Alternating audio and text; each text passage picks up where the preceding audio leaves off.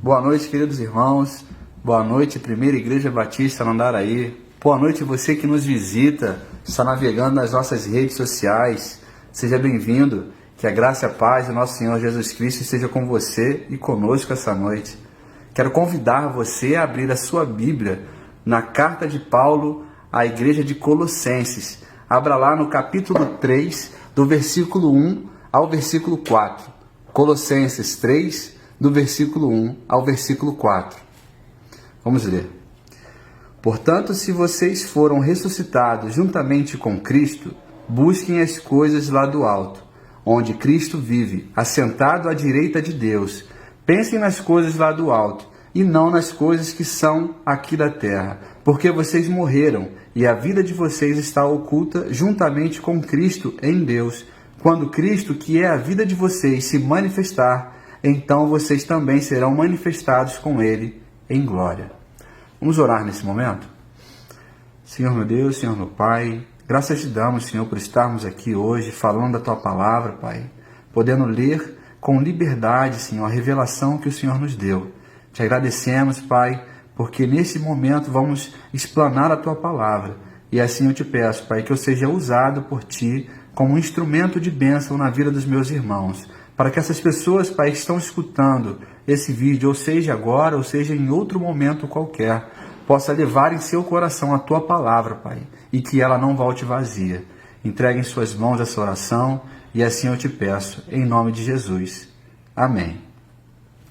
Aqui nesse texto, vemos Paulo comentando sobre a igreja de Colossenses e falando nessa carta. Mas algo que vale destacar é que Paulo não fundou essa igreja de Colossenses. Essa igreja, muito provável, é fruto do seu ministério em Éfeso, onde Paulo, durante os seus 3 anos de ministério, pode ter falado e, através dessa fala, Epáfras ouviu e se converteu à palavra de Deus. E com outros irmãos fundou a igreja de Colossos e a igreja de Laodiceia. Aqui hoje, a igreja de Colossos, ou a região onde a igreja foi fundada, fica no interior da Turquia, um local que não tem muita movimentação, mas um local que ainda não tem registros históricos, escavações, para que possamos ter ali alguma coisa daquela civilização da época. Mas já temos uma demarcação geográfica bem pontual que determina onde era a cidade onde os colossenses viviam, aonde a igreja de Colossenses ali falava e proclamava a palavra de Deus.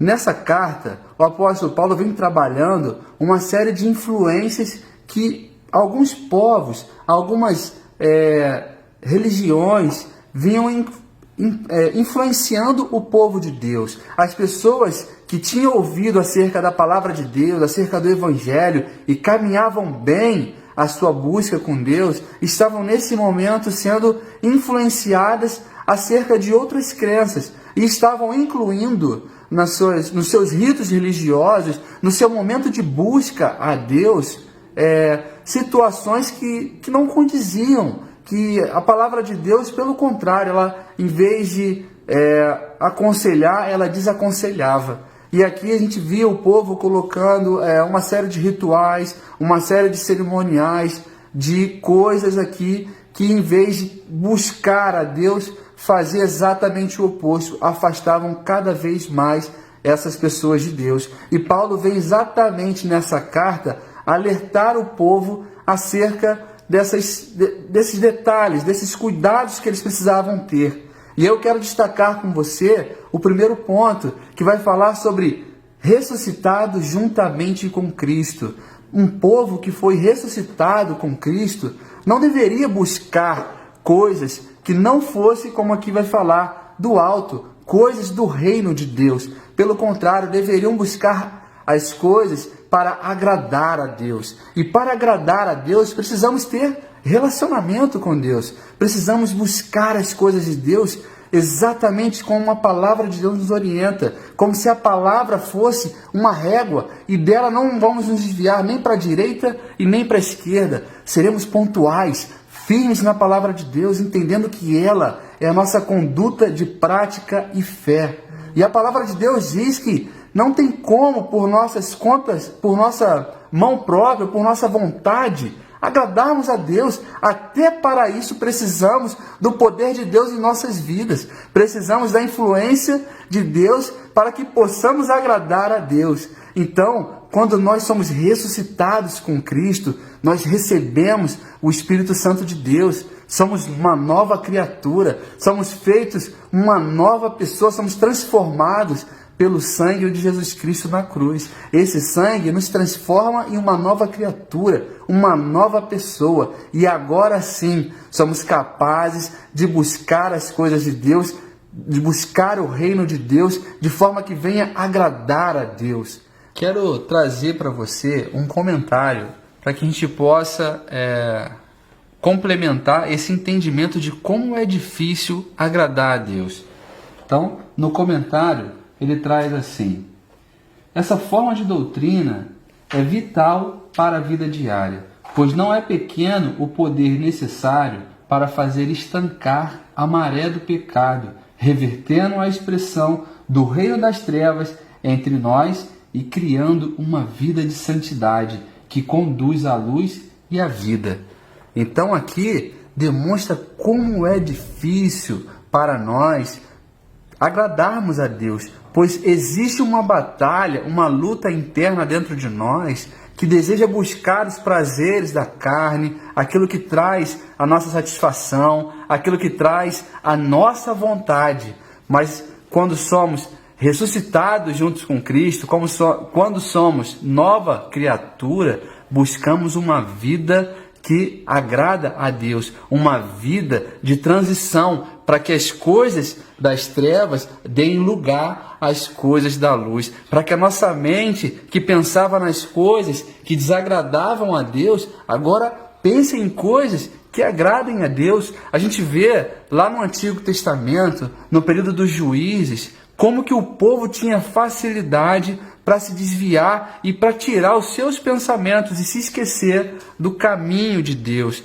Tinha um período em que o povo buscava, o povo clamava e o povo era vitorioso. E aí, com o passar do tempo, um tempo de paz, aquele povo se esquecia de Deus e trazia para si deuses de outras nações, ídolos, e agia como um povo agora se desviando, incluindo no seu culto a Deus, na sua busca a Deus, na sua caminhada, coisas que não pertenciam a Deus, coisas que os distanciavam de Deus, muitas vezes coisas que traziam prazer, traziam status frente à sociedade, frente àquelas pessoas, e tudo isso era condenado por Deus, era condenado na palavra de Deus, mas o povo se distanciava de Deus. Então é difícil agradar a Deus, mas nós precisamos nos manter firme nessa guerra, nessa batalha espiritual, para que Deus reine em nossas vidas, para que a sua vontade governe a nossa vida. Existe na nossa vida uma cadeira, e nessa cadeira está lá escrito assim, Deus é como uma peça de quebra-cabeça, só Deus encaixa plenamente naquele lugar, nenhuma outra peça encaixa ali. E muitas vezes colocamos outras coisas ali, tentamos colocar o dinheiro, tentamos colocar o prazer, coisas, mas elas não encaixam, aquele vazio sempre continua ali, aquele espaço sempre está sentindo falta de alguma coisa. Mas quando Deus entra naquele lugar, quando nós cremos em Cristo como o nosso único Deus, nosso único Salvador, aquela peça ela entra perfeitamente. E aquele vazio que existia não existe mais. E agora recebemos a força que precisávamos para resistirmos às tentações da nossa vida. Somos libertos daquela vida pecaminosa, daquela vida onde fazíamos aquelas práticas e vivíamos uma vida distante de Deus. Então, para agradar a Deus, precisamos primeiro que recebamos o Espírito Santo de Deus, precisamos ter Deus em nossa vida. Para agradar a Deus, precisamos nos relacionar com Deus. Mas existe outra coisa também que está nesse versículo, nesse texto, que eu quero compartilhar com você. Vamos falar agora sobre as coisas do alto.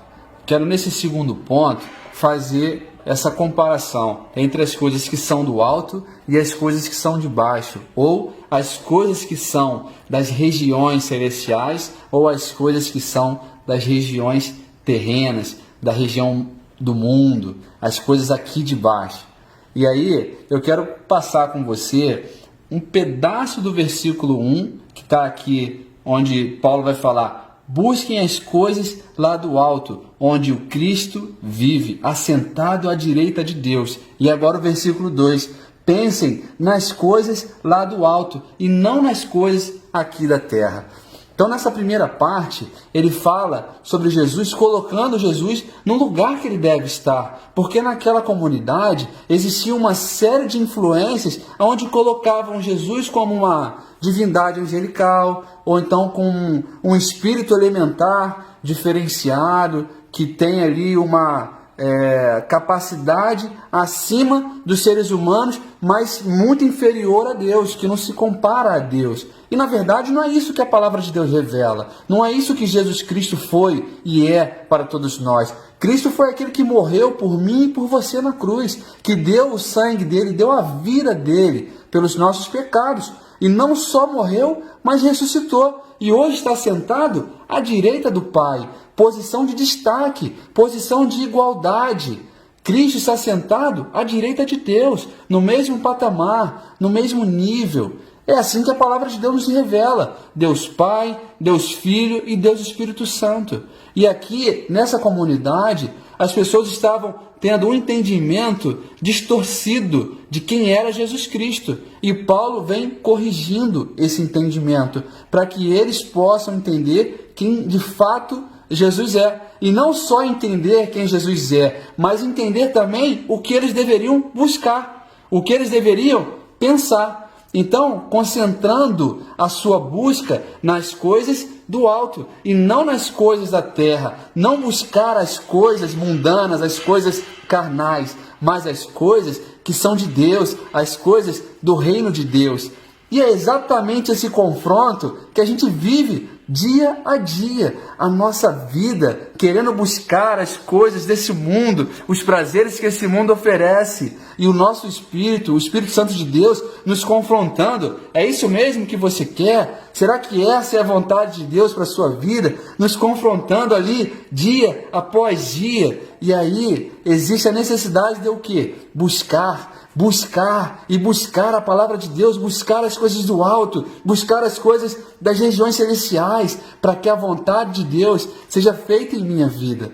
Porque, senão, podemos lembrar aqui da parábola que Jesus conta do publicano, onde duas pessoas estão ali orando, e aí você tem o fariseu que faz uma oração pomposa, cheia de destaque, se colocando como se fosse uma pessoa superior ao publicano. E o publicano, por ser tido como uma pessoa que se misturava com os outros, uma pessoa que não era muito bem vista por ser um cobrador de impostos, uma pessoa que os judeus ali não tinham um sentimento muito agradável, ele se coloca em posição de humildade, reconhecendo a sua insignificância, reconhecendo o seu lugar e falando: Senhor, tenha misericórdia de mim, perdoa os meus pecados. Então, nós entendemos que para que nos coloquemos nessa posição, é preciso que o Espírito Santo esteja dentro de nossas vidas. Não somos capazes de, por nossa conta ou por nós mesmos, buscar as coisas de Deus e sequer pensar nas coisas de Deus, se não for aquele que habita dentro de nós, o Espírito Santo que entra em nossas vidas, nos conduzir nessa direção.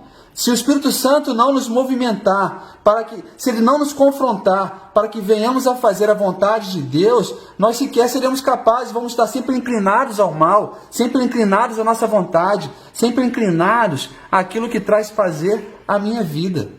Então, por isso, somos exortados aqui pelo apóstolo Paulo a buscar o reino de Deus, buscar esse relacionamento com Deus, buscar a vontade de Deus, a amar o meu irmão, a fazer o bem, a fazer aquilo que Deus quer através de mim, me colocar à disposição, não só ficar pelos muros, vigiando de longe o que está acontecendo, mas participar, botar a mão no arado, trabalhar na obra de Deus, me colocar à disposição. Eis-me aqui, usa-me a mim, que nós possamos nos colocar.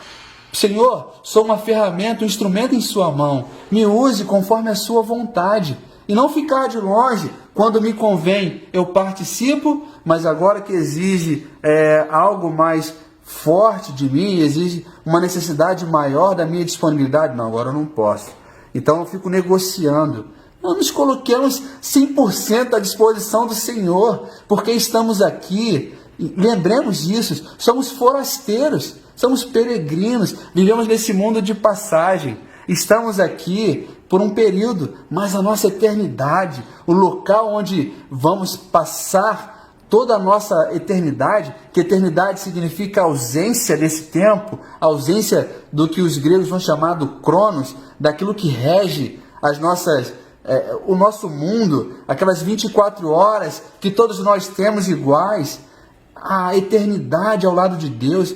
Eu fico imaginando como vai ser prazeroso viver na glória de Deus, vendo a presença de Deus e tudo aquilo que vai ser maravilhoso. E é nesse terceiro ponto que eu quero falar com você, sobre esse momento que o versículo vai falar, quando Cristo, que é a vida de vocês, se manifestar, então vocês também serão manifestados com Ele em glória. Que passagem maravilhosa, irmãos. Aquele povo não estava entendendo isso. A nossa vida não está nas coisas desse mundo, está nas coisas de Deus. A nossa vida não está aqui. A nossa plenitude de vida não pertence a esse mundo. A nossa plenitude de vida, ela vem quando Jesus Cristo, que ressuscitou e está à direita do Pai, voltar para nos levar junto com Ele, para levar a sua igreja, e assim nós seremos, hoje, onde já vivemos parte do reino, agora viveremos o reino na sua plenitude, com os nossos corpos glorificados, com os nossos corpos parecidos com o de Cristo, quando foi transfigurado no Monte da Transfiguração. Então, que nós possamos, primeiro, querer agradar a Deus, buscar sempre agradar a Deus, que nós possamos buscar sempre as coisas do alto, pensar sempre nas coisas do alto, para que possamos, quando Cristo, que ressuscitou e está à direita do Pai, quando esse voltar para levar a sua igreja, que nós estejamos prontos e preparados para subir com Cristo, mas que durante o tempo que estejamos aqui, possamos ser instrumentos nas suas mãos, como um vaso na mão do oleiro, a qual ele pode moldar conforme a sua vontade. Que você seja assim, como um vaso nas mãos do Senhor Jesus Cristo, usado por Deus para fazer a sua obra nessa vida.